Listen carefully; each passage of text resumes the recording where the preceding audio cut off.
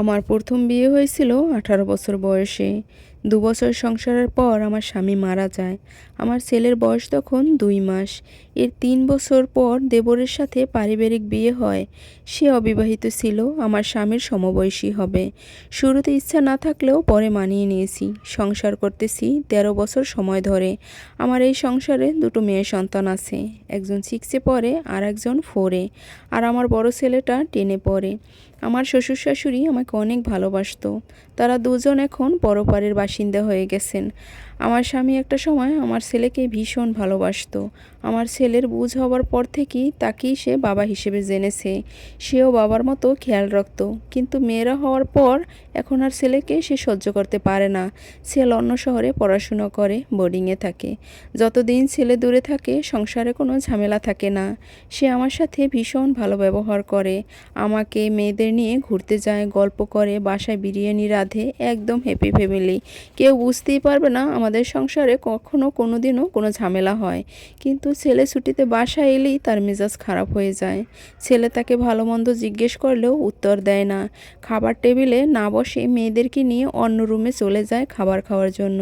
এটা বুঝে আমার ছেলে আর টেবিলে খাবার খেতে বসে না। এখন তো বড় হয়েছে, কিছু কিছু জিনিস তো ও বুঝতে পারে। একা একা খায়, তাও আবার নিজেকে ঘরবন্দি করে আমার ছেলেটা। যদি বলি একটু চিংড়ি মাছ আনো, ছেলেটা খেতে অনেক পছন্দ করে। জীবনেও আনবে না। বাড়িতে আমি ওর মৃত ভাইয়ের নাম পর্যন্ত মুখে নেই না।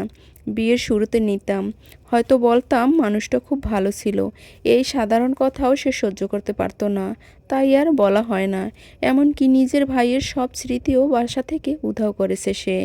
আগে এমন ছিল না, তখন ভাইয়েকে অনেক ভালোবাসতো। বিয়ের পর দেখতাম তাদের অনেক মিল ছিল। আমাকে বিয়ে করেছে সে দায়িত্ববোধ থেকে, যেন ভাইয়ের বাচ্চাটা বাবার আদর পায়। অথচ বিয়ের পরেই সে কেমন যেন পাল্টে গেছে। আমার মেয়েরা বাবার ভক্ত, তারাও ভাইকে দেখতে পারে না। ওর ভাইয়ের সাথে রুড ব্যবহার করে। মেলা থেকে 2 বোনের জন্য কিলিপ এনেছে মাথার। ছোট জন ফেলে দিয়ে ছুঁড়ে গেছে একদম দূরে। তাই আমি একটা চর মেরেছি, বলেছি বড় ভাই আশা করে উপহার এনেছে, এসব কি? এরপর আমার স্বামী মেয়ের কাছ থেকে শুনে এটা আমাকে নিয়ে চর মারছে রুমে গিয়ে। আর অনেক চেঁচামেচি করছে। আমার ছেলেটা অনেক কষ্ট পায়। ছেলে বাড়ি আসে এতদিন পর, ছোট একটা মানুষ, ওরও বা কত বয়স হয়েছে। আমি ওকে জড়িয়ে ধরি, এটা নিয়েও আমাকে মেরেছে। বলছে ও তো ওর বাবার মতো দেখতে, তাই নাকি আমি ওকে জড়িয়ে ধরি। আরও আবার কত যে কথা বলতো, আসলে অনেক খারাপ খারাপ কথা বলতো, অনেক খারাপ ভাষায়, নোংরা ইঙ্গিত দিয়ে। আমার আর ইচ্ছা করছে না ওর সাথে সংসার করতে। আমি তো বিয়ে করতে চাইনি, বরং বিয়ে করেছি সে আমাকে আমার বাচ্চার বাবার ছায়ায় বড় করবে বলে। সেজন্য আমি আমার যে দেবরকে বিয়ে করেছি। তো সবাই জানা মতেই এরকমের আমাকে বলছে যে না, বাবার আদরের জন্যই তুমি একবার চেষ্টা করো। তার জন্য আমি সবার মান রাখতে এই কাজটা করছি, তা না হলে আমি কখনো কোনো দিনও করতাম না। চাচা তো বাবার মতোই হয়, এই ভেবে তখন সে তার পরিবার এটাই বলে আমাকে রাজি করিয়েছে। এখন আমার ছেলে বাড়িতেই থাকতে পারে না। এত দুর্ব্যবহার করে, আমার এর ইচ্ছে করে না ওর সাথে থাকতে। সব ফেলে দিয়ে মনে করে যে চলে যাই অন্য কোনো দেশে বা বনে জঙ্গলে। আর সংসার করতে ভালো লাগছে না। মেয়েরাও আমার দুঃখ বোঝে না। তাদের বাবা যদি আমাকে মারেও তবু তারা ভাববে বাবাই ঠিক। আমি এখন কি করব? ছেলেটার কষ্টে আমার খাওয়া দাওয়া একদম গলা দিয়েও নামে না। আসলে পৃথিবীতে এরকমের সম্পর্ক অনেকটা অহরহ হয়। আসলে বাবা মায়ের মতো পৃথিবীতে কেউই মনে হয় আপন না, আর তাদের মতো কেউই মনে হয় কখনো কোনো দিনও ছেলে মেয়েদেরকে ভালোবাসতে পারবে না। তো আসসালামু আলাইকুম আমার প্রিয় ভাই বোনেরা, কেমন আছো তোমরা সবাই? আশা করি আল্লাহর রহমতে অনেক ভালো আছো। আসলে গল্পটি একটা আমার এক বোনের গল্প, তো আমি তোমাদের সাথে শেয়ার করছি। যাক, আমার কাছে অনেক ভালো লেগেছে। কিন্তু ভালো এটা ভেবেও লেগেছে, আমার খুব চোখে জল এসেছে। আসলে বোঝাতে পারবো না, খুব কষ্টও লাগছে।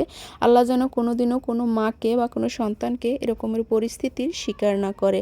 আসলে যাদের বেলায় এরকমের ঘটনা ঘটে তারাই বোঝে যে একজন বাবার ছায়া একটা ছেলে বা একটা মেয়ের মাথার উপর কতটা প্রয়োজন। আল্লাহ তাআলা সবাইকে এরকমের বাবা মায়ের ছায়ার তলেই রাখুক, এই দোয়াই সবার জন্য করি। তো তোমাদের কাছে বন্ধুরা গল্পটি কেমন লেগেছে অবশ্যই কমেন্ট করে জানিও। আর আমার খুবই খারাপ লেগেছে, আসলে যাদের বাবা মা বেঁচে নেই তারাই হয়তো জানে যে বাবা মায়ের আদর ভালোবাসা কতটুকু। আর এই গল্পটা থেকে এটাই বুঝেছি যে আসলে পৃথিবীতে মা বাবার স্থান কেউ কখনো কোনোদিনও দিতে পারে না। চাচা বলো, ফুপু বলো আর খালা বলো, বাবা মায়ের স্থান সবার ঊর্ধ্বে।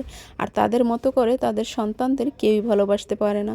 তো আজকের ভিডিওটা এ পর্যন্তই। সবাই ভালো থাকবে। আল্লাহ হাফেজ।